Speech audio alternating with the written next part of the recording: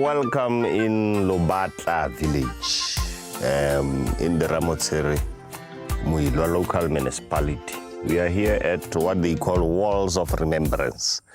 These vertical and horizontal structures that you see here, they are called Walls of Remembrance, which contains or are supposed to be containing names of liberation struggle heroes and heroines, not focusing on a particular party, but generally those who fought for the liberation of this country. So the Walls of Remembrance focuses on all spheres or all sectors of South Africa, all the provinces of South Africa, Northwest, Gauteng, Limpopo, Mpumalanga, Northern Cape, Free State, KwaZulu-Natal, Western Cape, as well as the Eastern Cape. So the names are supposed to be inscribed on these walls.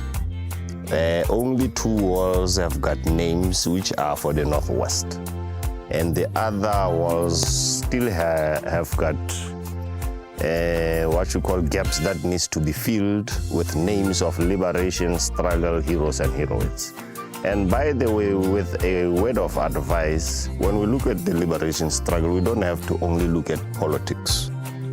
There are people who fought for the liberation struggle using other means, like musicians. Rex Rabanye, for example. He should be featuring in these Walls of Remembrance because his songs are songs of freedom, that contributed towards the liberation of this country. You look at people like Lucky Dube, who should be featuring in Mpumalanga Wall of Remembrance because he's originally from Mpumalanga. You look at people like the chap who led the Stimela band, Ray Phiri. Ray Phiri is a liberation icon who should also feature in the Mpumalanga Wall of Remembrance. So there are a host of names that one can consider that are supposed to be here to fill these gaps.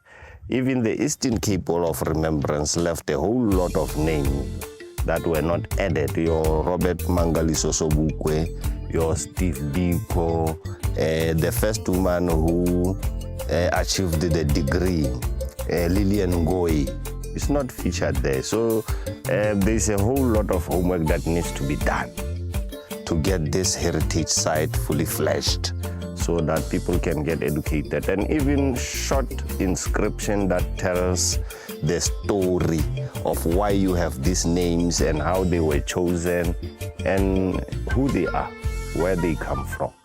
So it's critical. So it's a wonderful heritage site that needs further development, and it qualifies as a national heritage site, and it can apply to our South African Heritage Resources Agency to get that plug as a national heritage site. I'm not sure if perhaps the plug that is removed there was speaking to that, but we are here and we identify this site as one of those sites that will be added into our provincial inventory. I give thanks.